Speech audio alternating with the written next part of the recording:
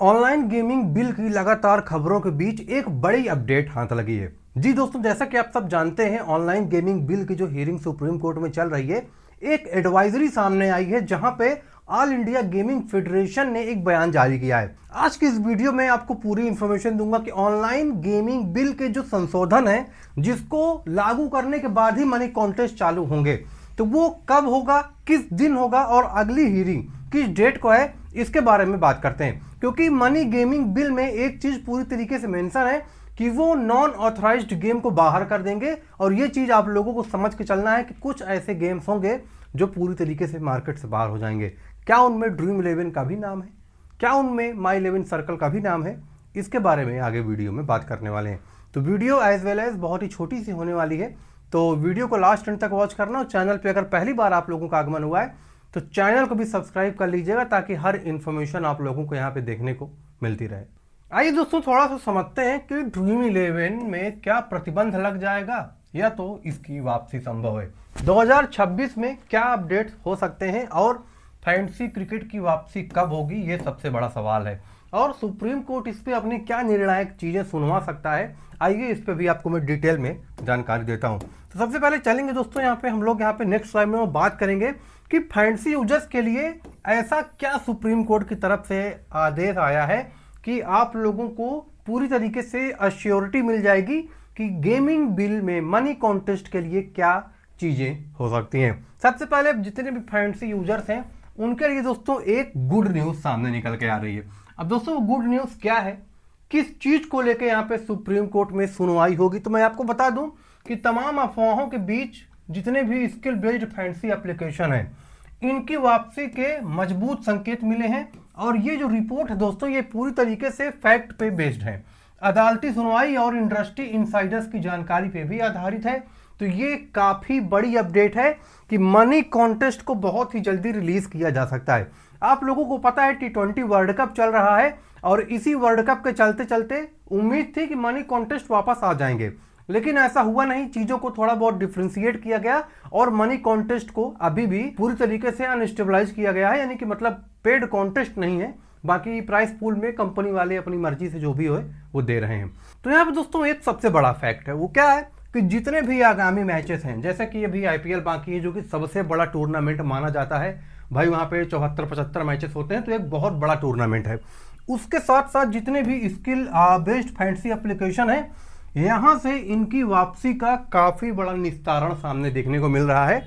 और इनके जो प्रूफ ऑफ फैक्ट्स हैं, इनकी जानकारी पे ये चीजें आधारित हैं कि मनी कॉन्टेस्ट को IPL से पहले पहले किसी भी हालत में चालू कर दिया जाएगा। T20 वर्ल्ड कप के स्पॉन्सर अलग कंपनीज को मिल गए थे, तो यहाँ पे हियरिंग भी लेट चल रही थी। अब हियरिंग लेट चल रही थी तो यहाँ पे भाई कोई कर ही क्या सकता है, ना मैं कुछ कर सकता हूँ, ना आप कुछ कर सकते हैं, और ना ही कंपनी के स्टेक होल्डर्स कुछ कर सकते हैं। जो भी कर सकते हैं वो गवर्नमेंट है, सुप्रीम कोर्ट है। अब सुप्रीम कोर्ट जब नई डेट पे डेट निकाल रहा है, तो इसमें भाई कुछ इंटरनल कुछ प्रॉब्लम होगी, तभी तो। उनका सेम फंडा है कि वो 40% GST की डिमांड पूरी तरीके से वो कर रहे थे। अब 40% की डिमांड कर रहे थे, तो भाई उनके पास एक अवसर होना चाहिए ना कि 40% डिमांड कर रहे हैं तो वो लगनी चाहिए, है ना। तो इन्हीं सब चीजों को लेके ये चीज निर्धारित की गई है कि ऑनलाइन गेमिंग बिल में जो नए फैक्ट्स होंगे, जो नए रूल्स होंगे, उनको लगा के ही मनी कॉन्टेस्ट वापस आएगा। बाकी T20 वर्ल्ड कप में इंडिया पाकिस्तान के मैच को लेके काफी बेहतरीन न्यूज है, जिसके बारे में मैंने एक डिटेल वीडियो बनाई हुई है, लिंक डिस्क्रिप्शन में जाके एक बार चेक कर लेना, आपको मजा आ जाएगा। और जाके लाइक भी कर देना फटाफट। क्या कानून बन गया है, क्योंकि हमारे जो IT मिनिस्टर हैं अश्विनी वैष्णव, उन्होंने एक चीज मनी कंट्रोल को इंटरव्यू देते हुए बोला था कि हम 15 दिन में एक ऐसा लॉ बनाएंगे जो कि गेमिंग इंडस्ट्री में काफी बड़े चेंजेस करेगा। अब चेंजेस क्या करेगा भाई, चेंजेस करेगा तो क्या मनी कॉन्टेस्ट को हटा देंगे बाहर, क्या इंडस्ट्री से मनी कॉन्टेस्ट को बाहर फेंक दिया जाएगा, या तो चेंजेस में मॉडिफिकेशन की बात उन्होंने कही है। इस पे समझते हैं दोस्तों, कानून क्या बन चुका है और रेगुलेशन फिर कहां है। अगर कानून बन गया है तो फिर रेगुलेशन कहां है। रेगुलेशन का मतलब यह है कि कानून बन गया तो वो लागू कहां हुआ, इंप्लीमेंटेशन उसका कब हुआ। तो इसी पे हम लोग थोड़ा यहाँ पे बात करेंगे। स्टेप 1 समझते हैं कि कानून तो पास हो चुका है, पूरी तरीके से ये चीज सत्य है, क्योंकि अगस्त में जो online gaming bill Rajya Sabha, Lok Sabha, विधेयक लोकसभा सब जगह पारित हुआ था, वहां से कानून को पूरी तरीके से हरी झंडी मिल गई थी और ये पारित होकर आगे गया। स्टेप 2 में रेगुलेशन बॉडी में गया, लेकिन वहां से ये चीजें मिसिंग हो गई। यहीं से केस कमजोर पड़ना शुरू हुआ और किसी भी प्रकार से कानून लागू नहीं हुआ। उसके बाद पूरी चीजें चली गई यहाँ पे, कहाँ पे, सुप्रीम कोर्ट में। अब सुप्रीम कोर्ट इस पे अपनी डिसीजन देने के लिए तैयार है, लेकिन बस हियरिंग की समय नहीं मिल पा रही है और उसी को लेके यहाँ पे काफी बड़े डाउट चल रहे हैं। अब तकनीकी बेंच क्या है, तकनीकी बेंच यहाँ पे क्या है कि कानून पास हो गया है, लेकिन इसे लागू करने वाली रेगुलेशन बॉडी जो कि नियामक संस्था है अभी तक गठित नहीं हुई है। इसको समझिए थोड़ा सा आप लोग। यहाँ पे केंद्रीय मंत्री अश्विनी वैष्णव ने मीडिया से कहा था कि रेगुलेशन 15 दिनों में आएगा, लेकिन वह भी डेडलाइन पूरी तरीके से बीत चुकी है। इसके पीछे का रीजन है कि मनी कॉन्टेस्ट को बैन करना इतना आसान भी नहीं है। गवर्नमेंट को भी मनी कॉन्टेस्ट से टैक्स जाता था, स्टेट गवर्नमेंट को भी मनी कॉन्टेस्ट से टैक्स जाता था, बीसीसीआई, आईसीसी जितने भी बड़े बड़े टूर्नामेंट्स हैं कंपनीज स्पॉन्सर करती थी, इससे भी उनको रेवेन्यू और फंड जाता था। कई सारे influencers, Bollywood star, cricketer, celebrity, सबको इससे रेवेन्यू मिलता था। अगर मनी कॉन्टेस्ट पूरी तरीके से बंद हो जाएंगे तो ये गेमिंग इंडस्ट्री का एक बहुत बड़ा नुकसान है। इसी चीज को लेके 15 दिन वाली बात जो अश्विनी वैष्णव जी ने कही थी वो भी बीत गई, 20-25 दिन से ज्यादा हो गया और कोई कानून नहीं आया है। अब यहाँ पे सबसे बड़ी बात निकल के आती है कि क्या मनी कॉन्टेस्ट हमको देखने को मिलेंगे या तो नहीं मिलेंगे। तो दोस्तों मनी कॉन्टेस्ट आपको जरूर देखने को मिलेंगे, लेकिन जब सुप्रीम कोर्ट इस पे प्रॉपर निर्णायक स्थिति में आएगा तभी मनी कॉन्टेस्ट आएंगे। और ये जो सुनवाई की जो डेट है वो भी 15 फरवरी तक यहाँ पे बोली जा रही है। अब 15 फरवरी को दोस्तों यहाँ पे इस चीज को लेके क्या बयान आएंगे ये तो दोस्तों सुप्रीम कोर्ट के माध्यम से ही जानकारी मिल पाएगी। लेकिन जो चीजें मैं आपको बताने वाला हूं उससे आपको बहुत ही ज्यादा नजदीकी से एक चीज समझ में आ जाएगी कि मनी कॉन्टेस्ट में डिले हुआ क्यों है। सबसे पहले दोस्तों यहाँ पे हम बात करेंगे कि अगर बैन पूरी तरह से लागू नहीं है तो एप्लीकेशन बंद क्यों हो गए हैं। जाहिर सी बात है, अगर कानून ही लागू नहीं है तो एप्लीकेशन क्यों बंद हो गए हैं, और एप्लीकेशन बंद हो गए हैं तो इससे नुकसान किसका है। सबसे बड़ी बात दोस्तों, जितने भी प्रकार के लाइव मैचेस हैं उनमें पेमेंट गेटवे को ब्लॉक कर दिया गया है। पेमेंट गेटवे को ब्लॉक कर दिया गया है जिसमें यूपीआई हो गया, बैंक वॉल्ट हो गया, ये सब आप लोग यूज नहीं कर पाएंगे। अब इससे हुआ क्या है कि रियल रेड ब्लॉक है पेमेंट गेटवे बंद कर दिया गया है और कानूनी प्रक्रिया जारी है। लेकिन बैंक और पेमेंट गेटवे कंपनियों ने रिस्क नहीं लिया है, उन्होंने इसको बंद कर दिया है।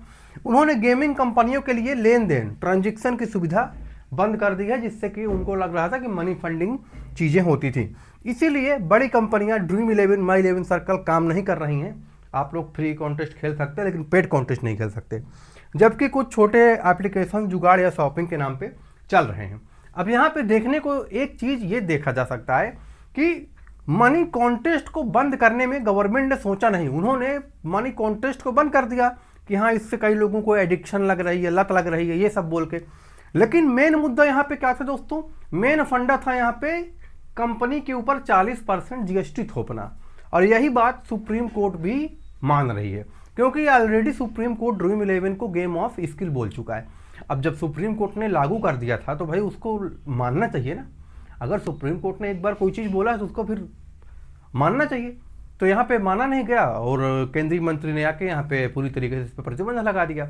अब लगा दिया तो मामला फिर सुप्रीम कोर्ट चला गया। तो ये दोस्तों एक ऐसा साइकिल है जो अभी चल रहा है और इसमें कोई भी निर्णायक स्थिति अभी तक नहीं पहुंच पाई है। अब यहाँ पे मैं एक चीज आप लोगों को बता दूं कि इसकी जो कानूनी लड़ाई है वो दोस्तों कानूनी लड़ाई किस हिसाब से है, तो आप लोग एक चीज देख सकते हैं। हाई कोर्ट से मामला सुप्रीम कोर्ट तक गया और इनके बीच क्या ड्यूरेशन थी। 8 सितंबर को हाई कोर्ट में केस फाइल हुआ, दिल्ली, जयपुर, मध्य प्रदेश ऐसे। उसके बाद कंसोलिडेशन हुआ यहाँ पे।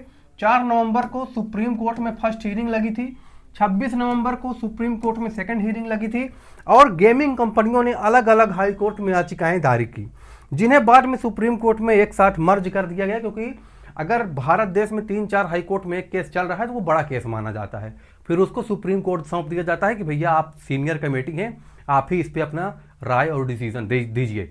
अब लगातार केसेस चल रहे हैं और किसी प्रकार से कोई निर्णय की स्थिति नहीं पहुंची है, तो अभी तो ये माना जा सकता है कि परमानेंटली गेम बैन नहीं है।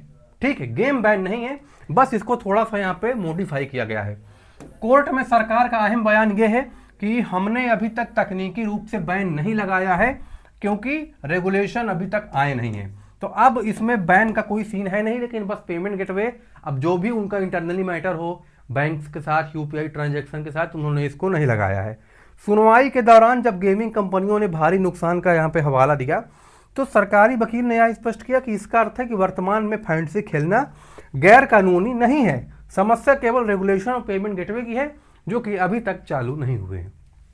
अब दोस्तों यहाँ पे आप लोग ही इस पे अपनी राय दीजिए। जब कोई चीज़ बना नहीं है, जब कोई चीज़ लागू नहीं हुआ है, तो उसके में से पेमेंट गेटवे हटाने का मतलब ही क्या निकला? भाई बंद करना तो बंद कर देते, इतना नौटंकी क्यों? आज 6 महीने से केस चल रहा है, डेट पे डेट चल रही है, कुछ भी डिसीजन नहीं आ रहा है, ना गवर्नमेंट कुछ बोल रही है, ना सुप्रीम कोर्ट कुछ बोल रही है, और पेमेंट गेटवे भी बंद है। तो भाई ये तो भी गलत है ना। इस पे आप लोग भी अपनी राय दीजिए कमेंट सेक्शन में कि आप इस पे अपनी क्या प्रतिक्रिया देना चाहते हैं। बाकी टेलीग्राम ग्रुप भी बहुत इंपॉर्टेंट है दोस्तों, जाके फटाफट ज्वाइन कर लीजिए और डिस्क्रिप्शन में लिंक है, चेकआउट कर लीजिएगा। चैनल को भी सब्सक्राइब कर दीजिएगा। मिलते हैं नेक्स्ट वीडियो में। बहुत बहुत धन्यवाद।